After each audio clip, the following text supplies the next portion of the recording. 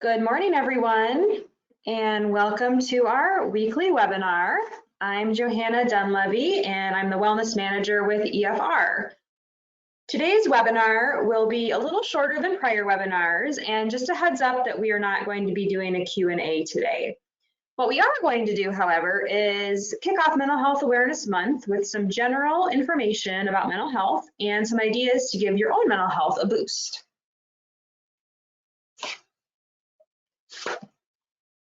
So I would imagine most of you recognize the pink ribbon on this screen as something that is representative of breast cancer and breast cancer awareness. And when you think of someone who has cancer, what words would you use to describe those people or their cancer journey? So I want you to just take a moment to think of 2 or 3 words that you would come up with when you think of a cancer patient, a cancer survivor, someone experiencing the hardships of cancer.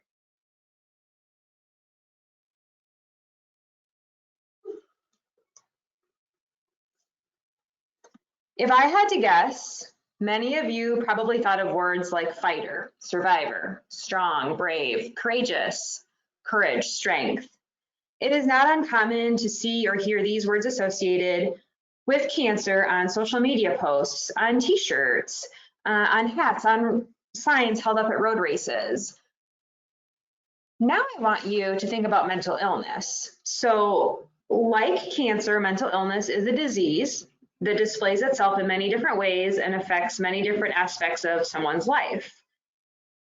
As you see in this photo, there are different mental illnesses represented: bipolar, anorexia, bulimia, anxiety, schizophrenia, PTSD, claustrophobia. So as you see those different mental illnesses represented, what words come to mind? What words or nicknames or labels do you associate with any mental illness or a particular mental illness?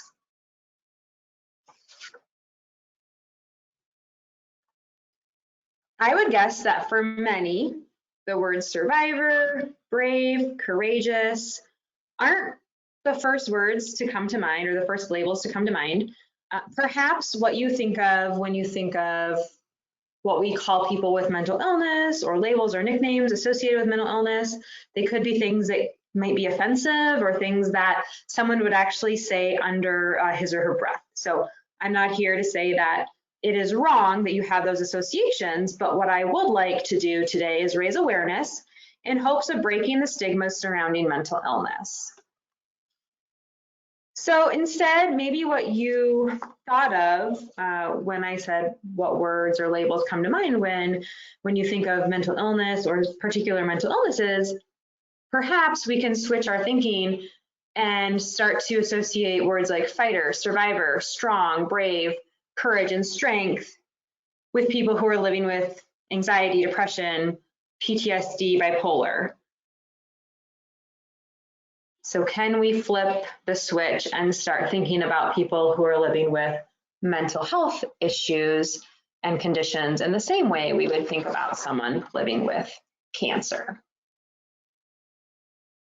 So what we know is that 1 in 5 adults, or about 20%, will experience a diagnosable mental illness in any given year. 15% of those will also experience a co-occurring substance use disorder. Only 38%, or just over 1/3 of those needing mental health treatment, will receive the appropriate services. And among those of working age, it is estimated that the prevalence of mental illness and/or substance abuse in any given year approaches upwards of 25%. So, look at those facts and figures. These might be familiar to you. These might be completely new.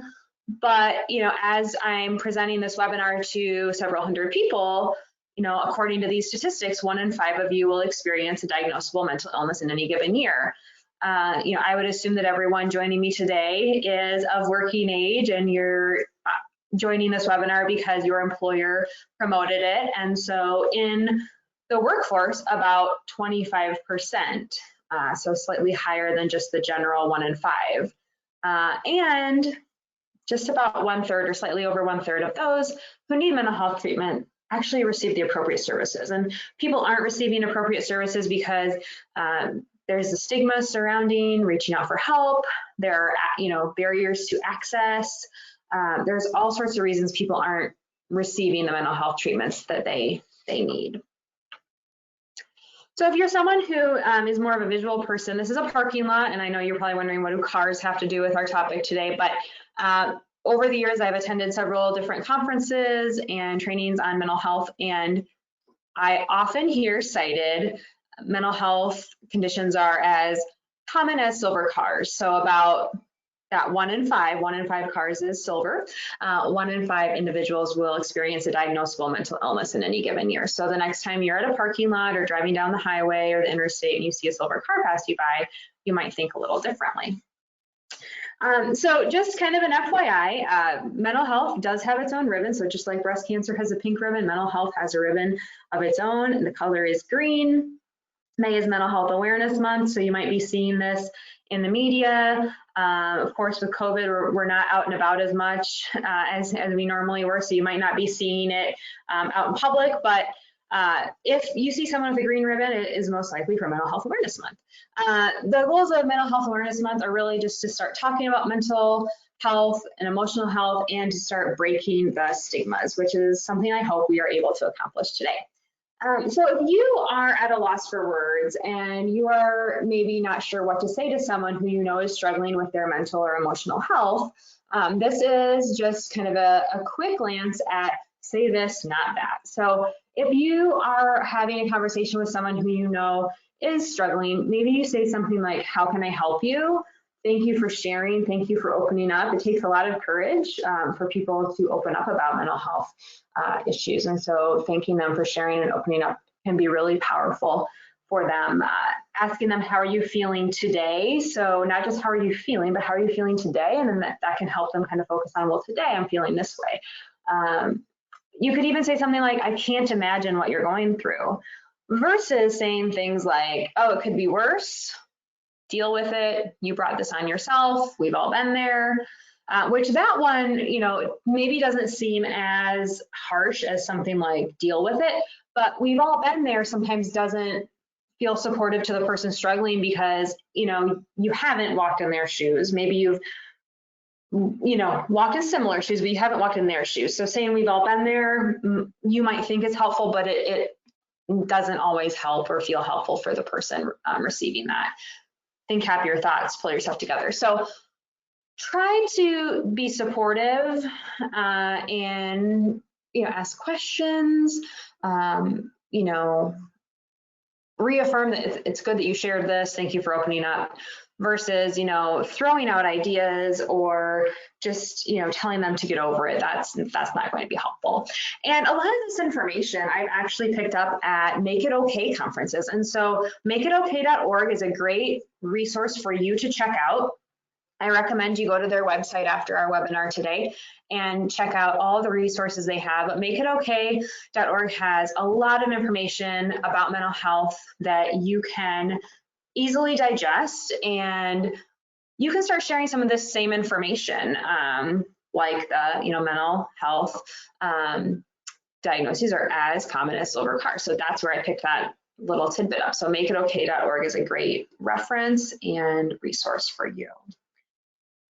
So kind of moving on from that, the last time I did a webinar, we had just kind of started our quarantines, and so I used this slide, and I'm using it again because things are still largely closed. It depends on where you are, and I know we have people from all over the country joining us today, but when you think about our current state of circumstances with regard to COVID-19, there is a lot of attention being paid to mental and emotional health and supports for coping.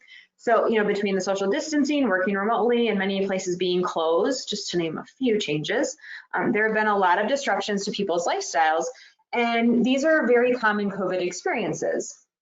So if you're, looking at this list and something pops out as that's me, I'm experiencing that, for lack of a better word, that's totally normal in a pretty unusual time period that we're living in.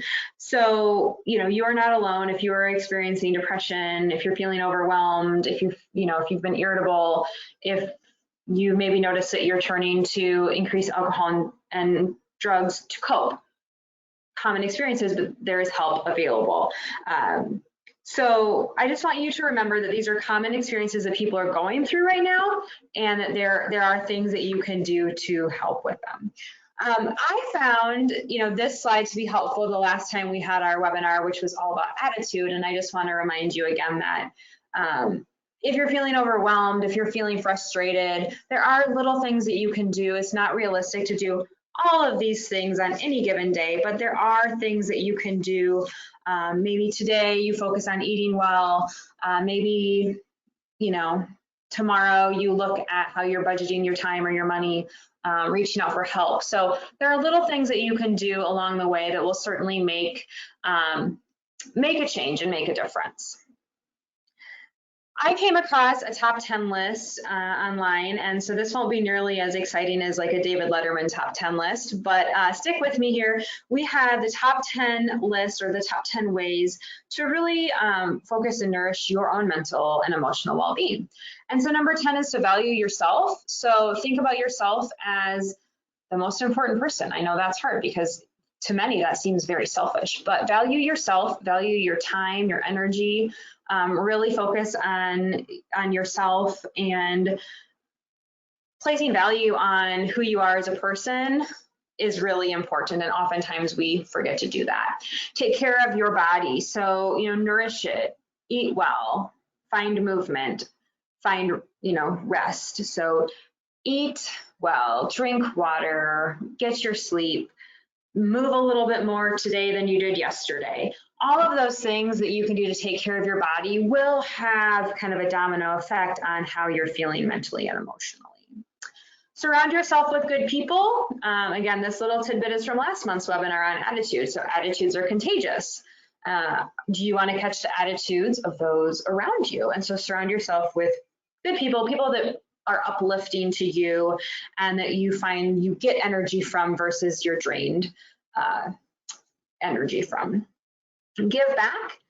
The times we're living in have provided some different experiences and different ways to give back. So you may not be able to give back in a sense that you're volunteering your time in a way you once did, but is there a way that you can give back? Not just now, but in general. So when we give back, we often get a lot from that. It makes us feel really good. Reframe stress. I think this is really important, especially during COVID, is to reframe the situation and to remember that while it feels like it's permanent, it's temporary, and that things will eventually change. Things will, move on in what way, maybe we don't know, but reframe the stress of the COVID situation, reframe the stress of in the morning when maybe your child isn't cooperating, or you feel like you have another computer issue and working from home is getting really frustrating. Reframe that stress, try to put it in perspective. Find quiet time. So for many people, they've had an abundance of quiet time, but for many, you're still living with other people. So finding quiet time, whether that means that you're taking a few minutes to focus on your breath, you're finding some meditation practices or yoga practices that you can get involved with. But quiet time doesn't necessarily mean that you are alone. Sometimes it's just that you can be alone and sit with your thoughts. Get realistic just about what you can and cannot do. I think oftentimes frustration and kind of just feeling like you can't do anything right sometimes stems from, man, my expectations were too high or they were unrealistic. And so just being realistic about what you can do, especially during COVID, I think that's really important right now. So be realistic about your current set of circumstances, whether that be in your personal life, your work life, your financial life, but kind of bring it down. Break up the monotony. This another one that is especially important right now. So finding new and different things that you can do to keep your mind engaged, to have something maybe to look forward to. Avoid unhealthy coping. So this could be drugs, alcohol, excessive shopping, gambling, anything that maybe is a distraction that turns into unhealthy coping. It's definitely something that you want to avoid. And then number one, use your EAP, call EFR. So if you are listening today and you have EFR's EAP, which I would assume most of you do, don't forget to reach out to us because we are available and we can certainly help you, through hard times in your life. That is what we are here for. So this month, EFR has some daily themes that we are focusing on with our monthly motivator, and Sunday is Sunday Fun Day. Monday is Mindful Monday. We have Good News Tuesdays, Workout Wednesday, Thankful Thursday, Feel Good Friday, and Self-Care Saturday. So if you're wondering what I'm talking about our mental health awareness daily challenge. And I did attach this to the webinar. So if you can find that, I attached both the English and the Spanish version of this. So you can download that before I shut the webinar down today. And if for some reason you are unable to find this attachment through the webinar and you, or maybe you don't download it before I shut the webinar down, you can always reach out to us, efrwebinars@efr.org, and we can email it to you. But again, every day of the week has a theme. And so today is May 6th. So for Workout Wednesday, it's get 10,000 steps today. Next Wednesday, go for a walk during your work day. Tomorrow, Thankful Thursday, thank your body for all its abilities. Self-Care Saturday, enjoy tea or coffee. So again, little things, we're not talking rocket science here. These are small things that you can do on a regular basis. And over time, we hope that you adopt them into habits. I want to remind you of your EAP benefits with EFR. And so at EFR, we say life happens, we're here to help. And that is exactly what we are here to do. We're here to help you through the different hiccups you have in life, whether they be really minor or really big. So we do provide 24-hour phone support. We're available at 800-327-4692. This says free in-person counseling sessions. Of course, most of those are remote right now. So it's not necessarily going to be in person during the COVID pandemic, but we are doing telehealth counseling. And depending on your benefit package, which varies by employer, you'd get a certain number of in-person or telehealth counseling sessions per set of circumstances per year. We also offer telephonic resources like financial, legal, elder care, child care consultation. We have identity theft resolution services, and we also offer telephonic life coaching. So again, these are free and confidential services for you and anyone living in your household. So oftentimes, we forget to take this information back to home and let our family members know that they have access to these resources as well. So don't forget to share the EAP information with your family members. We also have a lot of this information on our website, which is www.efr.org. So even if you just wanted to, pass that web link along to your household, to your family members in your household, text it to them and say, hey, check out their website, see if there's any resources from EFR that you would benefit from. I also want to remind you that EFR has a podcast called Emotion Well. I am the host of the podcast, and we typically produce about one episode a month. So we just released one on cancer survivorship in April, and then our May podcast is going to be talking with a gentleman who lost 150 pounds and the tremendous benefits that he has experienced as a result of that, both physically and emotionally, and kind of his secrets to sustainable success. So please find us on Apple Podcasts, Google Podcasts, and Spotify. It's called Emotion Well, and it's a podcast all about emotional well-being. Thank you so much for your time today. Again, we're not going to be doing a Q&A, but we do have the monthly motivators attached. And if anyone does have a question, I will try to monitor and personally respond to any of those. But thank you so much. We will be back next week for our Wednesday webinar. Hope to see you then.